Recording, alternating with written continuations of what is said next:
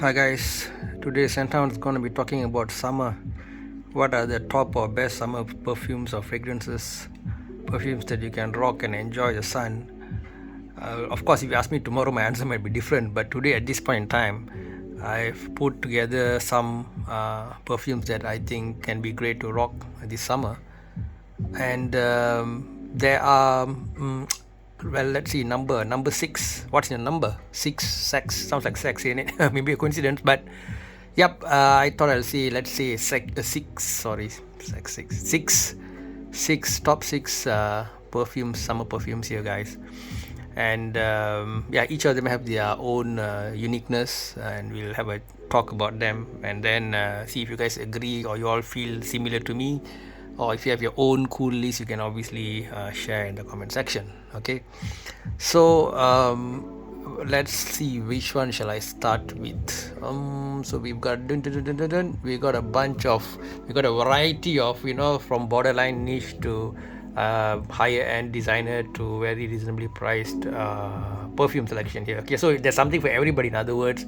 And let's say you find the very highly placed one a bit too expensive, then you can go for the others. All six are quite good actually, so you overall can't go wrong, if you ask me. All right.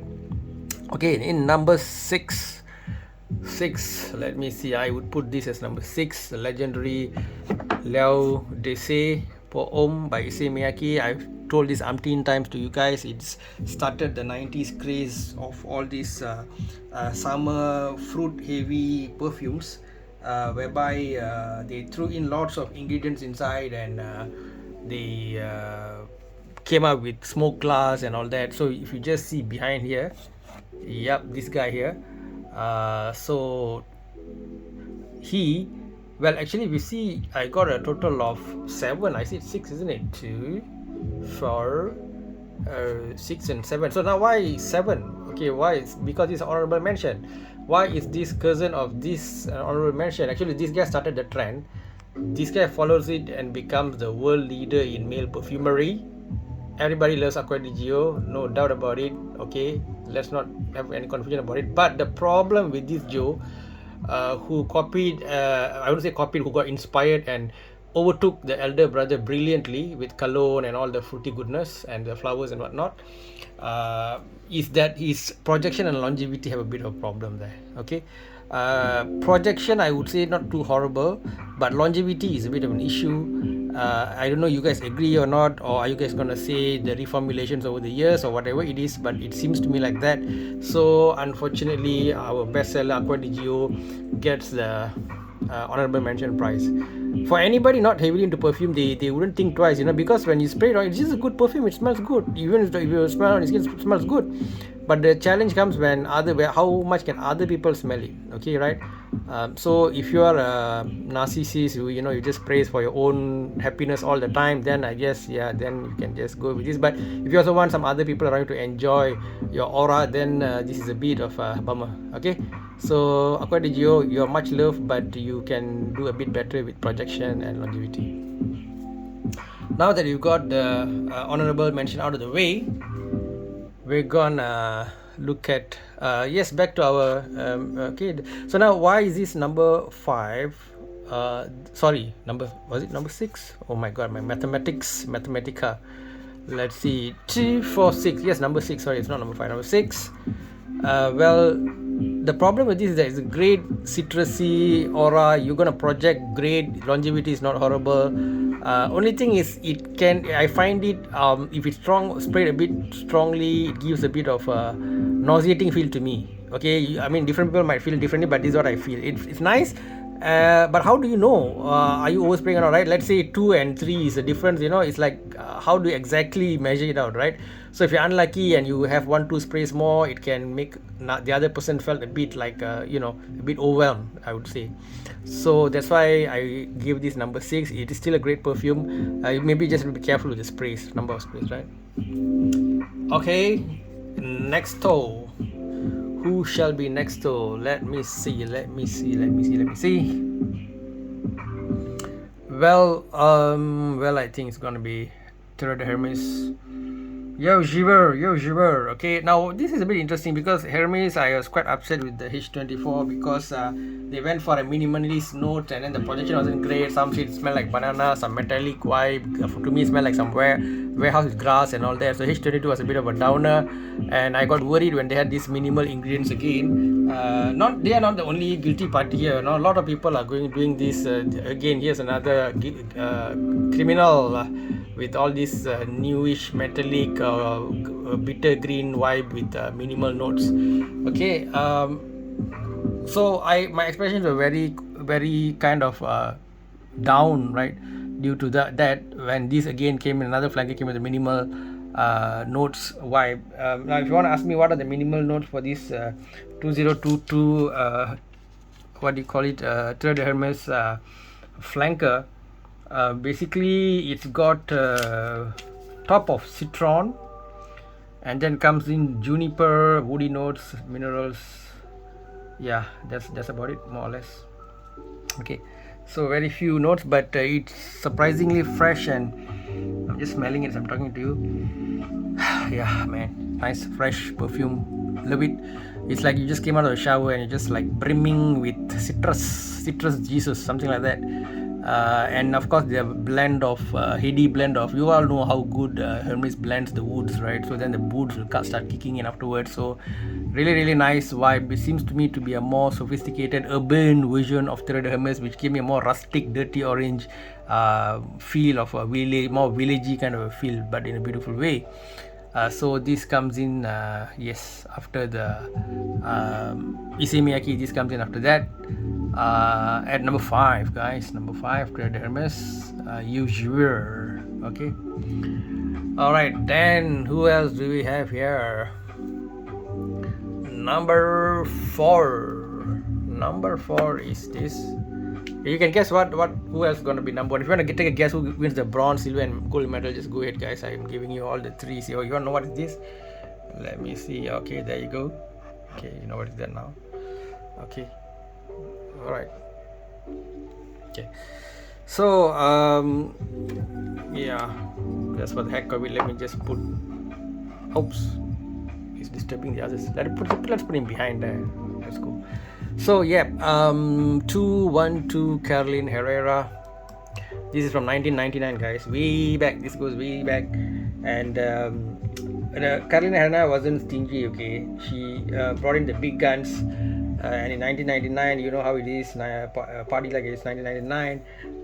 I just mentioned about the Issey Miyake and all that. I think 90s was I would say it's kind of a golden age, you know, for perfumes, really, because before that in the 70s, 80s, it was more like people are going animalic, barbershop, and you know, it was that kind of it wasn't so creative yet, you know. But 90s, I think things really peaked, you know. Of course, now regulations and other things are coming in now, and more of profit, this one and all that, motive and all that. Now back to the notes. Yes, they throw in lots of things inside. The notes was by Alberto Morillas, the legend, as you all know, Anne Gottlieb and Rosendo Machel. And the green notes, it has green notes. Okay, that's why a lot of people get like what do you call it, grass kind of feel. But this doesn't smell like a warehouse grass, like I said earlier, Hermes H24. This smells more like a fresh, like a pleasant grass actually.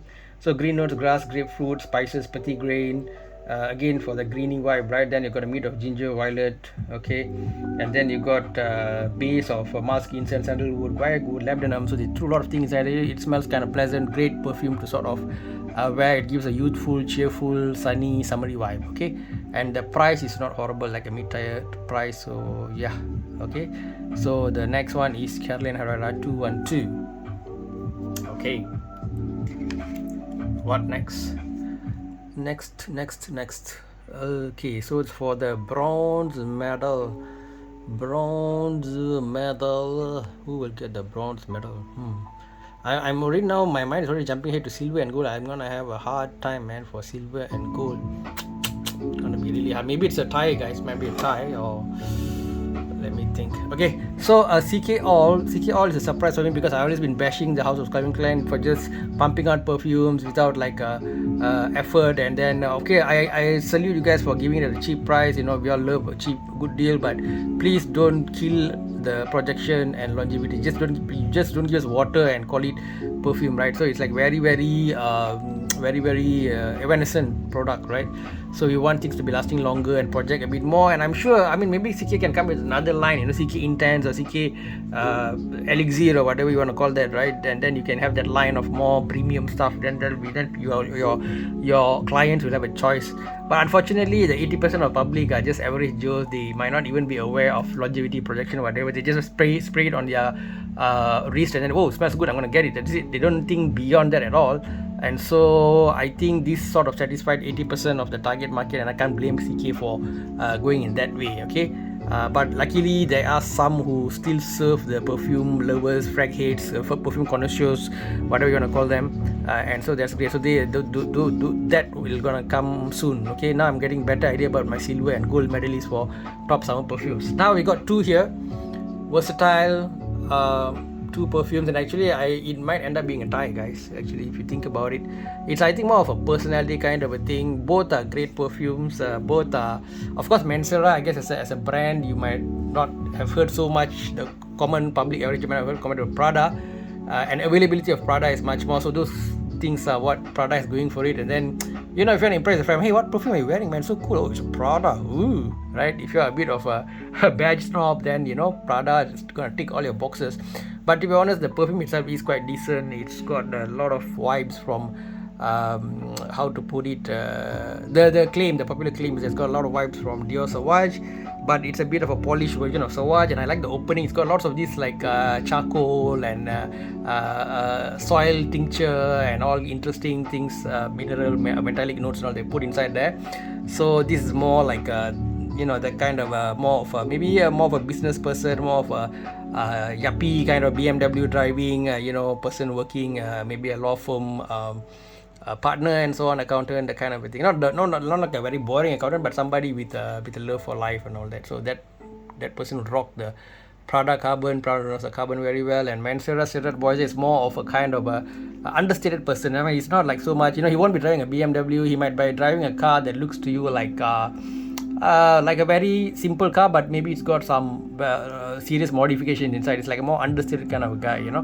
Maybe some kind of a Volvo Sports, that Polestar or whatever that any average person wouldn't quickly note as a sports car or great performance car, but it's got power under the hood. I don't know, Kia Stinger, I mean, car lovers, please comment on those kind of understated cars, right? So it's like an understated perfume. The brand is not so well known and all that kind of thing, but the juice, man, it's all about the juice. As I see, even the bottle is like, you know, it's like quite like any kind of a, I don't know, if those who don't know, they might just look at some kind of a your neighboring corner shop, you know, you ask them, give me a perfume, there's like 5 bottles there and just throw one at you, that kind of thing. But it's not that at all. And it's by Montal owns Pierre Montal, I think his name. He owns he or his relatives own Montal Perfumes as well as Mancera. Okay, so this opens lots of grapefruit and what's the word Burberry is coming to mind. It's not Burberry, it's what's that, is it blueberry, is that what I'm looking for? Blackcurrant is the word. And then dries down with cedar, sandalwood, vanilla and musk. So decent projection, decent longevity, price reasonably well, considering that it's more of like a bending towards the niche side of perfumes. So overall a great perfume. So if you kind of tired with mainstream stuff, you're bored, you are the kind of guy who, like, you say, what you're wearing? Mancera, what is that? You know, like, people might be going like, whoa, you got a bit of intrigue about you, right? As if a girl, you know, you hang out with a girl and say, hey, nice, you smell nice, what are you wearing? Prada, you know, like everybody knows. But if you say Mancera, like, who, what, Mancera, right? You become like a more intriguing character. Okay, so for the more mysterious person, maybe Mancera, shall we call this a Batman's perfume, and this one Iron Man's perfume? I don't know. So it's kind of equal, guys. Silver and gold, it's really kind of equal. Maybe I lean a bit more towards Mancera, I guess.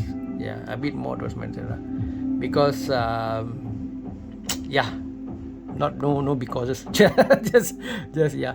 Okay, if you want me to go to the because thing, actually both of them have that so-called controversy, right? Whereby carbon, they say so-called is too similar to Savage, and Mensa Central Poison is very similar to Creed Aventus due to the pineapple stuff and all that. But I don't think, I don't know. I guess it's your individual way of looking at it. But if you just look at the individual as without comparing to other perfume, these external, they are good stuff. If you like sort of copy somebody and or inspired by somebody and it's very bad derivative work, or if it's just bland copy with cheaper ingredients and all, that can be sort of a bigger sin. But something similar with some of its own twists, I think we can give them a break, right? Because there are only certain number of nodes in the world, and among a certain number of nodes, only certain number are suitable to undergo manufacturing process for storage in room temperature for duration time and all that. And on top of that, there will be coming regulation about environmental friendliness and all these other rules and regulations, and then it's allergies. And after going through all that, you need to have certain notes that you can use in a perfume. So within that limit, when you're playing around, overlap tends to happen a lot. So whether you want to judge it as a rip-off or you want to judge it as same for a perfume family, then I think it's up to you. It's not if you feel strongly about it, then definitely you can go for like very original stuff, like you say poems, like very original stuff, right? But if you don't mind it, then you can this one. So it's a tie for winner, Mancera and Prada. Both you guys win. Prada Carbon, yay. Okay guys, hope you enjoyed this video. Share with me whatever you feel about it. That's it from me, Sandhound. Take care, much love, stay safe, bye bye.